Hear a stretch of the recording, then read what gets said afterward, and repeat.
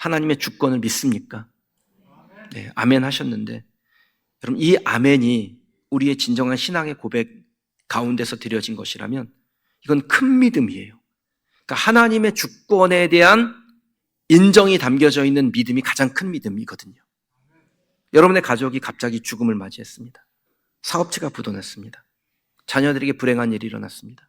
그럼에도 그 상황을 인내로 견디며 원망하지 아니하고 하나님이 하실 일에 대하여 끝까지 기대하는 믿음이 있다면 그건 하나님의 주권 사상에 대한 믿음이고 그 믿음은 큰 믿음입니다.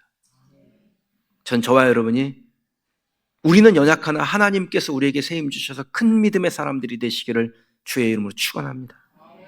만약에 하나님 주권 사상에 대한 인정이 없다면 좋을 때는 아멘이죠. 그런데 실망스러운 일을 만나면 왜요? 이 말이 나오게 될 거예요. 왜요? 다음에 뭐가 나옵니까? 원망이 나오죠. 그럼 사람들이 왜 실망합니까? 어려운 일을 당하면 왜 원망하지요? 하나님을 안 믿는 사람들도요, 어려운 일 만나면 하나님 원망하더라고요. 하나님 안 믿어요. 그런데 되게 어려운 일 만나면 하나님도 무심하시지 그래요. 그러니까 믿어도 안 믿어도 하나님 원망하지 어떤 사람들은. 근데 왜 그렇습니까? 하나님의 주권 사상에 대한 인정이 없기 때문입니다. 지금은 비록 실망스럽지만 화가 변하여 복이 되게 하신다. 재가 변하여 화관이 되게 하시고 슬픔 대신 희락을 주신다. 이것을 믿는다면 우리의 반응은 다르게 나타나게 됩니다. 하나님 주권 사상에 대한 믿음을 배우고 싶다면 욥을 보시면 됩니다. 욥은 하루아침에 자기의 전 재산을 잃었고 자식들이 다 죽었고 본인은 건강을 잃었어요. 그동안 자식 열을 함께 낳고 알콩달콩 살았던 그의 아내가 하나님을 원망하고 죽으라고 그렇게 저주할 때 여러분 이 욥이 한 말과 행동을 한번 보십시다. 욥기 1장 21절 22절이에요. 이르되 내가 모태에서 알몸으로 나왔은즉 또한 알몸이 그리로 돌아가올지라. 주신 이도 여호와시요 거두신 이도 여호와시니 여호와 이름이 찬송받으실지니이다 하고 이 모든 일에 욥이 범죄하지 아니하고 하나님을 향하여 원망하지 아니하니라. 아멘. 자신의 모든 것을 강탈당했는데 욥의 태도는 원망이 아닌 하나님이 하실 일에 대한 믿음, 하나님 주권 사상에 대한 철저한 믿음이었다라는 겁니다. 그 믿음이 있는 사람이 자신의 실패한 인생을 어떻게 살아가게 될까요? 욥기 23장 10절인데 이건 같이 한번 읽어보십시다. 그러나 내가 가는 길은 그가 아시나니 그가 나를 단련하신 후에는 내가 순금같이 되어 나오리라. 아멘. 여러분 욥은 자신의 모든 것을 잃은 후에 뭘 지킵니까? 자기에 있는 모든 것을 강탈당한 거예요. 그런데 끝까지 무엇은 빼앗기지 않나요? 하나님은 계획이 있으며 그 계획에 따라 가장 선하게 나를 인도하신다. 나는 순금같이 되리라. 이 하나님 주권 사상에 대한 믿음이 욥에게 남아 있었던 겁니다. 저의 표현으로 바꾸자면 지난 날을 웃으면서 추억하게 하신다. 이 믿음이 있는 겁니다.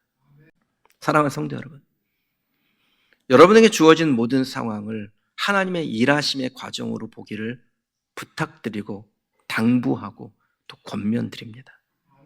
하나님 실수가 없어요. 이건 제 말이 아닙니다. 이사야서 40장 26절에요.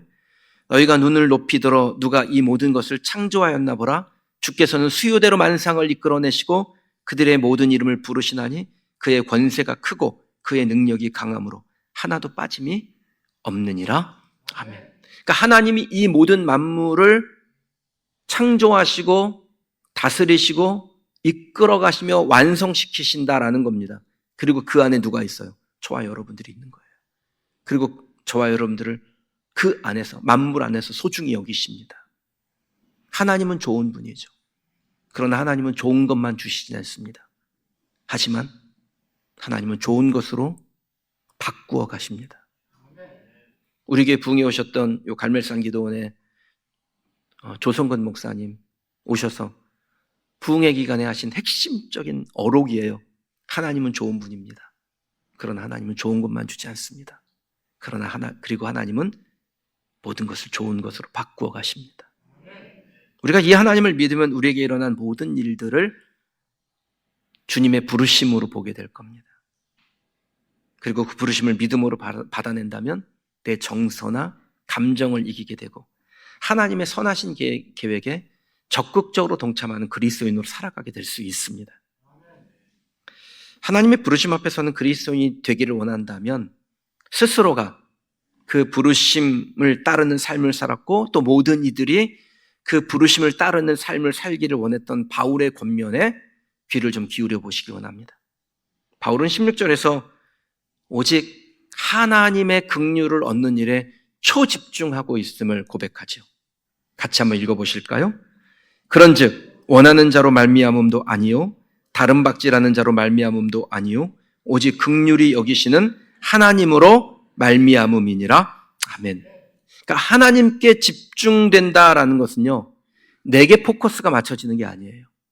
내가 뭘 하고 노력하고 수고하고 그게 아니라 오직 긍휼히 여겨주시는 하나님으로 말미암는다, 이 믿음의 고백이 있는 겁니다. 이게 하나님께 포커스를 맞추는 거죠.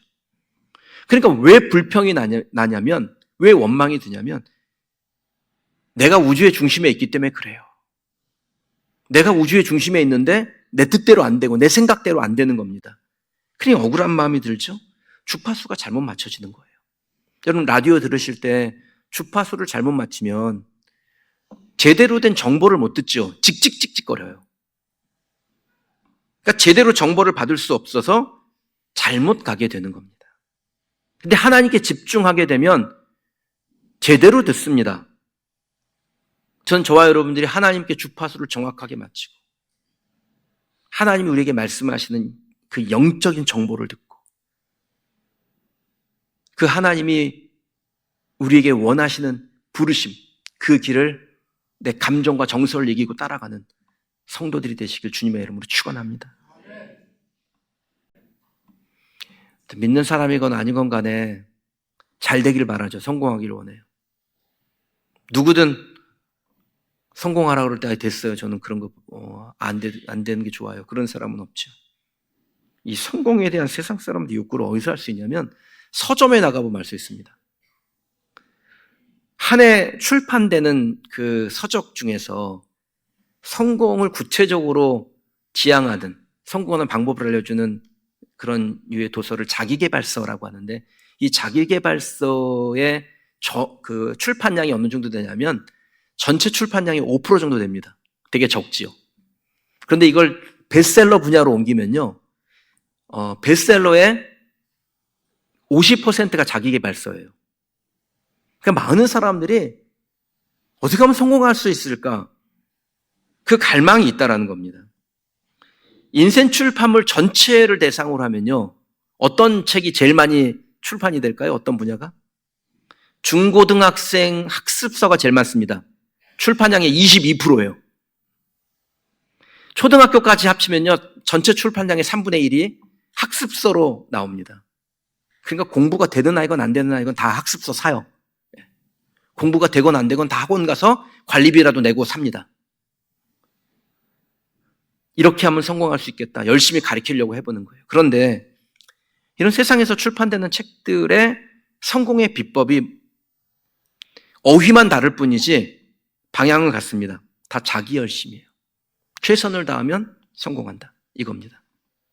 완전히 틀리진 않지만 그렇다고 정답도 아닙니다. 최선을 다하면 된다고요? 안 되는 일도 있습니다. 아무리 노력해도 되지 않는 일이 있어요. 시편 127편 1절 2절입니다. 여호와께서 집을 세우지 아니하시면 세우는 자의 수고가 헛되며 여호와께서 성을 지키지 아니하시면 파수꾼에 깨어있음이 헛되도다. 너희가 일찍이 일어나고 늦게 누우며 수고의 떡을 먹음이 헛되도다. 그러므로 여호와께서 그의 사랑하시는 자에게는 잠을 주시는도다. 그러니까 세상은 노력하면 안 되는 일이 없다라고 가르치지만 성경은 뭐라고 가르칩니까? 너희가 노력해도 안 되는 일이 있다라고 말씀해요. 이게 제가 허물을 조장하는 게 아닙니다. 노력하지 말라는 게 아니에요. 노력해야죠. 최선 다하세요. 그러나 하나님이 함께하지 않는 사람의 노력은 결국 허망할 뿐이라는 겁니다. 그러니까 여호와께서 집을 지키지 아니하시면 내가 아무리 집을 지키려고 해도 잠시 잠깐 틈이 나오고 그 틈을 통해서 그 집이 성이 허물어지는 일들이 일어나는 거예요. 근데 여호와께서 지켜주시는 것을 오늘 본문의 표현을 말하면 긍휼입니다. 그 긍휼을 받은 자는 재앙이 아니고 평안으로 인도하실 것이라고 믿으니까, 장래에 소망을 주시는 하나님의 생각을 아니까 그 평안 때문에 잠을 잘 수 있는 거예요. 그럼 잘 되기를 원합니까? 세상은 잘 되기를 원해서 열심히 애쓰고 수고하라고 가르칩니다. 그러나 성경은 하나님의 긍휼을 받을 때, 하나님이 긍휼히 여겨주실 때 성공한다고 가르쳐요. 여러분, 이 진리를 믿으셔야 됩니다. 하나님이 함께 하실 때 내 인생은 잘 된다. 그 마음으로 16절 다시 한번 읽어볼까요? 그런즉 원하는 자로 말미암음도 아니요 다른 박질하는 자로 말미암음도 아니요 오직 긍휼히 여기시는 하나님으로 말미암음이니라. 아멘. 그러니까 원한다고 되는 것도 아니고 뭐 죽자고 달려간다고 되는 것도 아닙니다. 오직 긍휼히 여기시는 하나님과 함께 할 때 긍휼을 얻어 진정한 성공으로 나아갈 수 있는 겁니다. 자신의 모든 삶을 하나님의 부르심으로 인정하는 사람에게 하나님을 향한 집중력이라는 것이 생겨요. 그리고 하나님에 집중하는 사람이 하나님의 긍휼을 얻으며 하나님의 긍휼을 오롯이 받아내는 사람이 그 죽음의 현실마저도 아름다운 추억으로 바꿔내는 하나님을 경험하게 되는 것입니다. 좀 성공한 분들이 흔히 하는 말씀이 자수성가했다라는 말을 하죠. 근데 저와 여러분은 그런 말을 하지 않길 바랍니다. 이 자수성가라는 말은 물려받은 것이 없고 도와준 사람이 없는데 스스로의 힘으로 그 집안을 일으켰다라는 뜻입니다. 하나님의 긍휼이 무엇인지를 모르는 사람은 그렇게 말할 수 있겠죠. 그러나 하나님의 긍휼을 아는 사람은 하나님이 하셨지 내가 하는 게 어디 있어요. 하나님을 믿는다면 자수성가했다라는 말 할 수 없습니다. 그건 하나님을 부정하는 말이에요. 하나님을 믿는 사람은 하나님이 하시는 겁니다. 그게 지금 현재 내 상황에 어떤 느낌을 주든 어떤 감정이 되든 결국 하나님이 하시는 거고, 하나님이 하신 일이라면 나에게 긍휼이고, 그 긍휼을 믿음으로 고백하는 사람에게는 잘됨이, 형통이, 그리고 은혜가 무엇인지를 아는 복을 허락하실 줄 믿습니다. 영국과 미국에 걸쳐서 그 복음자유교회라는 이름을 가지고 있는 그런 그 교회 네트워크가 있어요. 아주 영향력 있는 교회 네트워크인데, 이 복음자유교회를 처음으로 시작했던 콜린 스미스라는 목사님이 있습니다. 22세, 22살에 교회를 개척하고 어마어마한 부흥을 경험했습니다. 자타가 인정하는 능력자예요. 근데 목회를 하면 할수록 점점 지쳐가는 겁니다. 그리고 내가 목회를 포기해야 되겠다, 이런 생각까지 하게 되었습니다. 그때 한 통의 편지를 받게 됐는데, 그를 가르쳤던 신학교 지도교수가 보낸 편지였어요. 편지를 열어보니까 딱 2줄이 기록되어 있는데, 지금쯤이면 너의 힘으로 그 일을 감당할 수 없다는 사실을 알게 되었을 것이다. 그것을 알게 되었다면 이제 내가 결코 생각하지 못했던 일을 하나님이 하시고 있음도 발견하게 될 것이다. 여러분, 내 힘으로 하면 결국은 안 되는구나에 도달하게 돼요. 그런데 내 힘으로 안 되는구나를 도달하게 되는 것이 실패가 아닙니다. 그러면 뭐를 구해요? 긍휼을 구하죠. 하나님의 긍휼을 구하면 그 순간부터 하나님이 어떤 일을 하시는지를 우리의 눈으로 보게 된다는 겁니다. 사랑하는 성도 여러분, 내가 하려고 하면 안 될 겁니다. 그런데 하나님이 하시면 뭐든 가능합니다. 하나님 앞에서 약함은, 하나님 앞에서의 부족함은, 하나님 앞에서의 고통은 창피하거나 부끄러운 것이 아니에요. 하나님의 긍휼을 얻는 기회입니다. 하나님의 긍휼을 구하는 저와 여러분이 되시기를 소망합니다. 우리가 부르심 앞에 섰을 때 해야 될 일은 하나님의 긍휼을 구하는 기도예요. 그거 하나면 충분하죠. 그러니까 진짜 내 인생이 잘 된다, 그게 뭡니까? 하나님의 긍휼을 얻어내는 것입니다.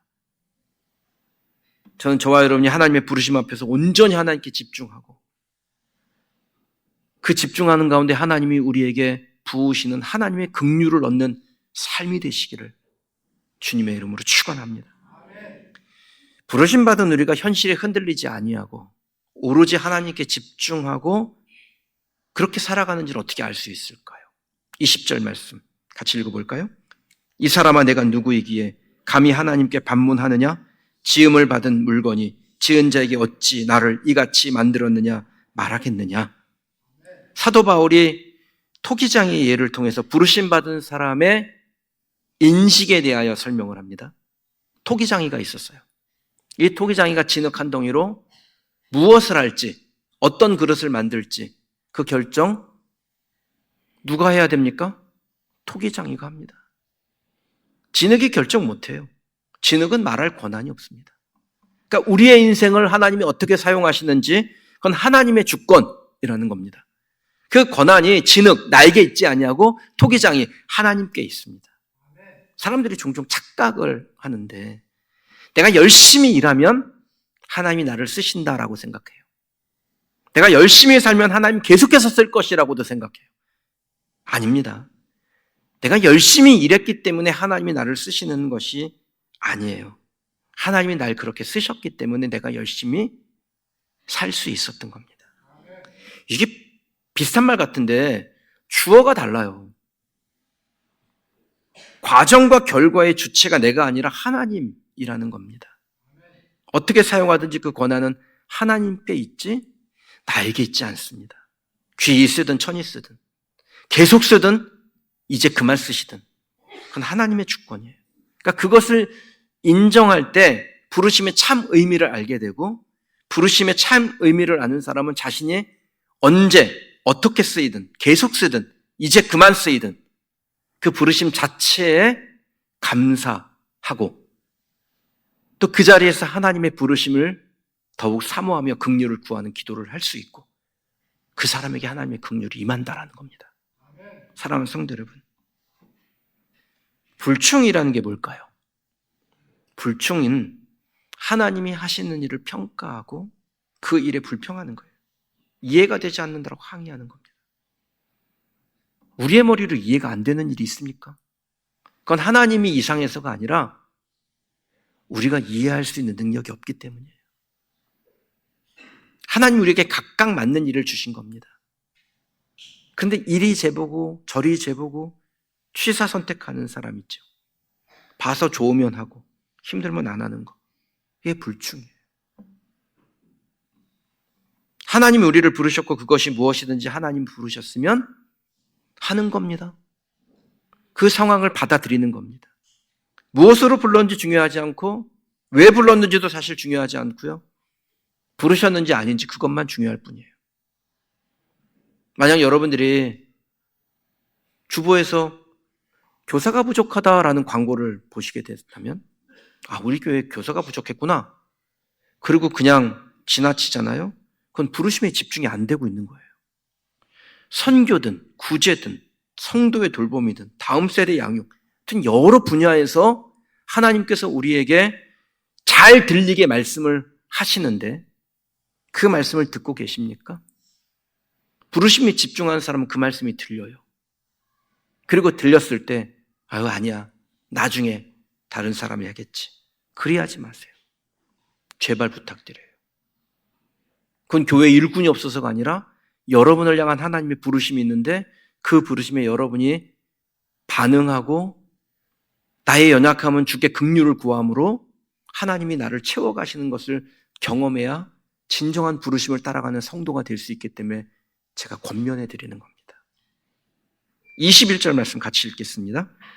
토기장이가 진흙 한 덩이로 하나는 귀히 쓸 그릇을 하나는 천히 쓸 그릇을 만들 권한이 없느냐? 아멘. 그럼 토기장이가 진흙 한 덩이로 자기가 원하는 것을 만들려고 합니다. 그런데 진흙이 자꾸 딴지를 걸어요. 내가 원하는 것은 이런 모양이 아니라고요. 제가 기대한 건 이렇게 빚는 게 아닙니다. 이 색깔은 제 스타일이 아닙니다. 그럼 토기장이가 어떻게 할까요? 여러분 도자기를 빚는 거 보셨죠? 이 진흙을 어떤 판 위에 올려놓고 발로 이렇게 밟으면 이렇게 돌아갑니다. 그리고 손으로 모양으로 쫙 빚지요. 그걸 물레라 그래요. 그런데 토기장이가 이 물레를 돌리면서 진흙으로 모양을 만들어 가는데 진흙이 말을 안 들어요. 그럼 어떡할까요?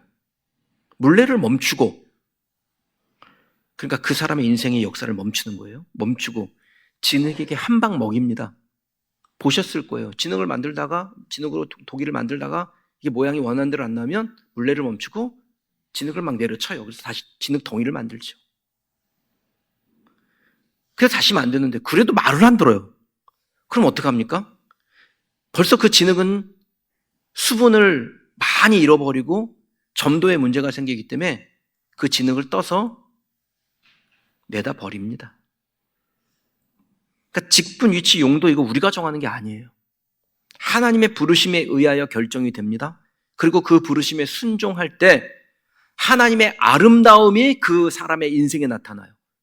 도자기를 빚는 그 토기장이의 그 손길에 순종할 때 부르신 거거든요. 내가 너를 이렇게 그릇을 만들겠다라고 부르신 거예요. 그 부르심에 순종할 때 그 도자기가 만들어지고 거기에 토기장이의 아름다움의 결실이 맺혀지는 겁니다. 여러분 생각으로 너무 걱정하지 마세요. 하나님은 우리에게 말씀이 들리면 순종하라고 했지 걱정하라고 하진 않으셨습니다. 어떤 일이든 순종으로 받아내고 감사로 대응하는 훈련이 저와 여러분에게 있기를 주의 이름으로 축원합니다. 그래서 세월이 흐르고 시간이 지난 후에 온전하게 하신 하나님이 무엇인지를 다 빚어놓은 그 토기가 그 필요한 곳에서 아름답게 쓰이는 것을 저와 여러분이 목격하기를 주의 이름으로 축원합니다. 여러분 혹시 인생의 실패가 여러분 눈앞에 있나요? 하나님의 주권을 믿고 결국은 잘되게 하실 하나님께 집중하고 다시 쓰실 하나님께 긍휼을 구하는 저와 여러분이 되기를 소망합니다. 지금 실망되는 일을 만났다고 내 인생 여기서 끝나는구나 신세한탄한다면 소원대로 될 거예요. 하지만 지금 이 일을 앞으로 만들어 가실 하나님의 아름다운 위대하신 하나님의 역사의 시작이라고 생각하고 오직 하나님의 긍휼을 얻는 데 집중한다면 여러분의 삶은 달라지게 될 겁니다. 기적의 주인공이 되실 줄 믿습니다. 사랑하는 성도 여러분, 부르신 그곳에서 부르신 그분의 뜻대로 살아내기를 바랍니다. 제가 앞에서 콜린 스미스 목사님의 이야기를 좀 잠시 나눴는데 그가 쓴 책 중에 그분의 사역 길 잃은 자를 부르시다라는 책에 나오는 한 단락을 읽어드리겠습니다. 부족함과 고난은 우리의 친구들이다. 그들은 우리를 예수님의 마음에 묶여있게 하는 거룩한 핸디캡이다. 우리가 겪는 공백과 고난은 매 순간 우리에게 하나님의 필요함을 깨우쳐주는 것이다. 우리는 태어날 때부터 하나님께 의존하도록 만들어졌다. 만약 여러분이 지금 이 순간 도저히 감당할 수 없어, 나는 능력이 부족해 라고 고백한다면 거기가 하나님이 필요한 변곡점이에요. 주님의 긍휼을 구하는 단계로 나갈 수 있는 좋은 기회를 얻은 겁니다. 예수님의 마음에 묶여있게 만드는 거룩한 핸디캡. 우리에게 찾아오는 고난이 그와 같은 역할과 도구를 합니다. 예민하게 말씀 듣고 믿음으로 순종하는 성도들이 되시기를 주님의 이름으로 축복합니다. 그래서 토기장이의 손길로 빚어진 꼭 필요한 그릇, 그리고 아름다운 그릇이 되기를 주님의 이름으로 축원합니다.